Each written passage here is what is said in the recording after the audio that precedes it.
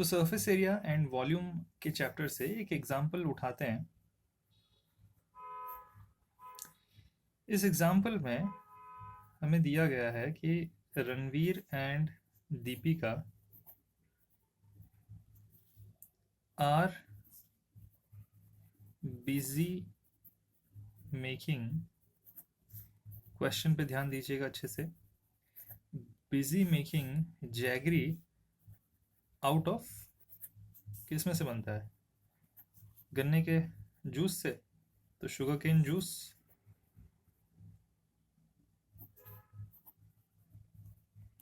ठीक है। रणवीर एंड दीपिका कहीं वैकेशन पे गए थे। वैकेशन में वहाँ जाके कहीं एक विलेज लोकेशन था कोई, तो उस रूरल जगह पे वो कहीं जैगरी बना रहे थे, गुड़ बना रहे थे शुगर केन जूस में से।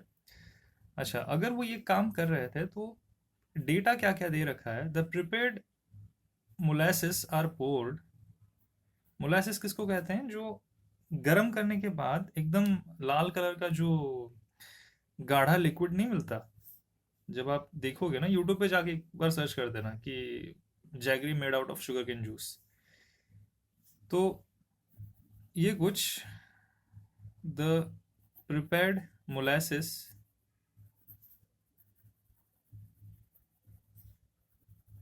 Are poured. कहाँ पे इसको पोर किया गया? इनटू मोल्ड, खांचे या सांचे जो भी कह लो, जिससे कि उसको शेप दिया जा सके, in the shape of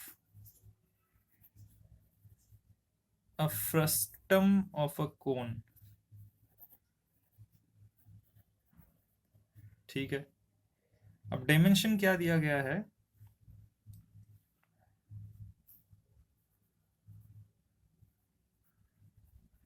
having the diameter of its two circular faces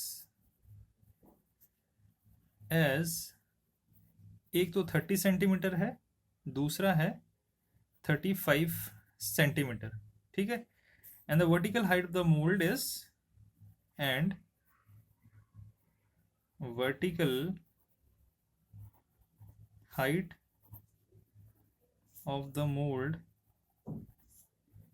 is 14 centimetre. अच्छा, इसके साथ और क्या बोला है कि if each centimetre cube of molasses has mass about 1.2 gram, if each gram, sorry gram नहीं, इफ ईच सेंटीमीटर क्यूब, मतलब कि हर सेंटीमीटर क्यूब, जो कि ये वॉल्यूम है, ये आपका वॉल्यूम होगा, तो हर वॉल्यूम जितना वो कवर करने वाला है 1 सेंटीमीटर क्यूब, उसका अगर वेट हम लेंगे तो वो कितना वेट होगा उसका? 1.2 ग्राम। तो if each centimetre cube of molasses has mass about 1.2 gram, find the mass of the molasses that can be poured into each mould. ठीक है। ये क्या कह रहा है कि एक मोल्ड के अंदर, अब क्वेश्चन को थोड़ा समझ लेते हैं। हमारे पास है क्या चीज़ ना, डेटा के अकॉर्डिंग अगर देखें तो ये क्या कह रहा है हमसे कि एक कुछ इस तरीके से एक कोन का फ्रस्टम है। ये कहने के लिए तो कोन है, बट एक तरह से बाल्टी ही पकड़ के चलो उसको, एक बाल्टी है। अच्छा, क्या इसको टॉप्स बॉटम इस तरीके से हो सकता था कि टॉप साइड जो इसका है, अभी फिलहाल इसको बॉटम में और बॉटम को टॉप में रख सकते थे ना? ऐसा करोगे तो चीज़ें अगर यहीं से पोर करना है, क्योंकि आपको एक साइड का खुला चाहिए होगा, एक साइड का बंद चाहिए होगा। ठीक है। क्योंकि एक साइड जब बंद होगा तभी तो वो रोकेगा ना, जो इसमें आप पोर करोगे जो भी जो जो गुड़ चीनी है, गुड़, जो गुड़ है उसको जब पोर करोगे तो वो जब ठंडा होने के बाद उसको निकालना भी है, तो क्या यही शेप सबसे बेहतरीन शेप होता है जिससे कि उसको निकालना आसान हो जाए, है ना? तो इसको उल्टा तो हम कर नहीं सकते। तो पहली चीज तो ये कंफर्म हो गई कि कुछ इस तरीके से ये चीज बनेगा। अच्छा, अब इसमें क्या बोल रखा है कि 30 सेंटीमीटर, दो सर्कुलर फेस है इसके, पहला सर्कुलर ये है, दूसरा सर्कुलर ये है। अब इसमें डायमेंशन दिया है 30 सेंटीमीटर एंड 35 सेंटीमीटर, ठीक है? ये जो 30-35 सेंटीमीटर है, तो क्या ये, इसने डाया बोला है ना, तो डाया में ये आएगा हमारा ऊपर 35 और नीचे में कहीं 30। साथ में ये हाइट बोल रहा है मोल्ड का, तो हाइट ये जो है दिस इज 14। अच्छा, एक डेटा और दे रखा है कि 1 centimetre cube is equal to 1.2 gram. अभी हम निकालेंगे क्या, हमको अगर ये वॉल्यूम मिल जाए तो ग्राम तो आराम से लास्ट में हम सब्स्टिट्यूट करके ना वो कैसे भी निकाल लेंगे उसको। तो सबसे जरूरी क्या चीज है यहाँ पे, इस चीज की वॉल्यूम निकालना। तो हमने पढ़ रखा है कि volume of frustum is equal to, सिर्फ कोन का जब होता था तो कितना होता था, 1/3 पायर, क्या स्क्वायर लिखूं, क्यूब लिखूं, एच लिखूं, क्या लिखूं इसको, पायर स्क्वायर एच। क्योंकि सिलेंडर का समझाया था मैंने कि अगर एक सिलेंडर है, उस सिलेंडर में से 1/3 मटेरियल निकाल दिया जाए तो वो कोन होता है। तो यहाँ पे क्या आ जाएगा, पाई आर स्क्वायर तो होगा नहीं, क्योंकि यहाँ पे R1 और R2 दो चीजें आएंगी हमारे पास। तो इसलिए क्या कर लेंगे, इसको स्क्वायर में है ना, तो R1 square plus R2 square. अब क्योंकि यहाँ पे 2 आ रहा है तो यहाँ पे R1 एंड R2 दोनों मल्टीप्लाई होंगे। अब एच एज इट इज, तो ये हमारा फॉर्मूला था। इसको हमने जो मेन टॉपिक जब हमने पढ़ा था फ्रस्टम का, वहां पे हमने डिस्कस कर रखा है पहले।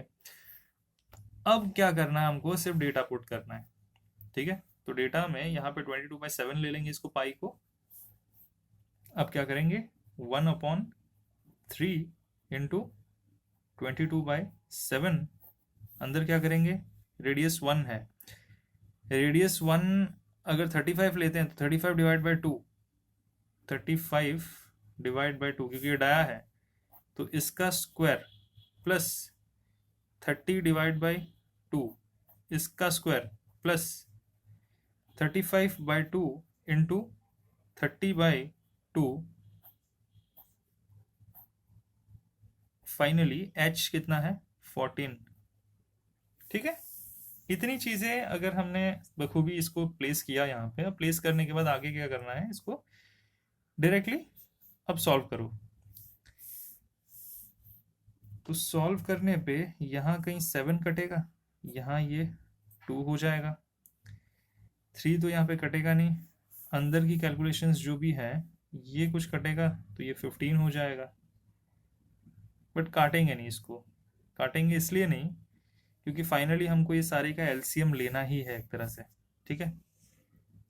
तो इसको 30 रखते हैं, तो ये होगा 22/3 इंटू 35 का स्क्वायर कितना हो जाएगा, 35 इंटू 35, इसको लास्ट में ऐड करते हैं, 30 इंटू 30 ये तो 900 आपका हो जाएगा, प्लस अगेन 30 इंटू ये 1050 हो जाएगा, 35 टोटल डिवाइड बाई ये 2 2 ज़ा 4, 2 2 ज़ा 4, क्योंकि स्क्वायर स्क्वायर है यहाँ पे, नीचे 2 इंटू 2, तो ये टोटल डिवाइड बाई 4, ये इंटू 2। तो यहाँ ये 11 2 ज़ा 22 और यहाँ पे 2 2 ज़ा, तो यहाँ पे 11 और 2 हो गया, ये 2 कैंसिल हो जाएगा इसके साथ। तो फाइनली आंसर में आपका क्या निकल के आएगा, यहाँ पे ये सारा कुछ मल्टीप्लाई कर देने के बाद ना, इसको बैठ के आप आराम से सॉल्व करिए, तो आपका कुछ निकल के आएगा 11641.66 सेंटीमीटर क्यूब। ठीक है, टाइम कंज्यूमिंग है, क्वेश्चन समझना ज़रूरी है और इसका फॉर्मूला याद रखना सबसे ज़्यादा ज़रूरी। फॉर्मूला अगर आपको सही से दिमाग में सेट है तो आपके सारे न्यूमेरिकल इसमें ये जो भी एक्सरसाइज है ना, सारे एग्जाम्पल्स आराम से निकल जाएंगे। ठीक है, 11641.66 सेंटीमीटर क्यूब। अब हमने क्या दे रखा था इसने, 1 centimetre cube is equal to 1.2 gram.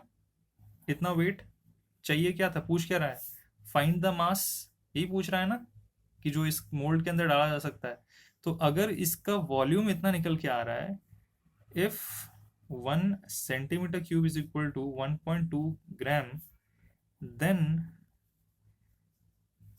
Mass is equal to, ये कितना है, 11641.66 इंटू 1.2 कर दोगे तो यहाँ पे कुछ अप्रोक्सीमेटली 13970 ग्राम आपको मिलेगा, विच इज रफली 13.97 kg या 14 अप्रोक्सीमेटली लिख सकते हो।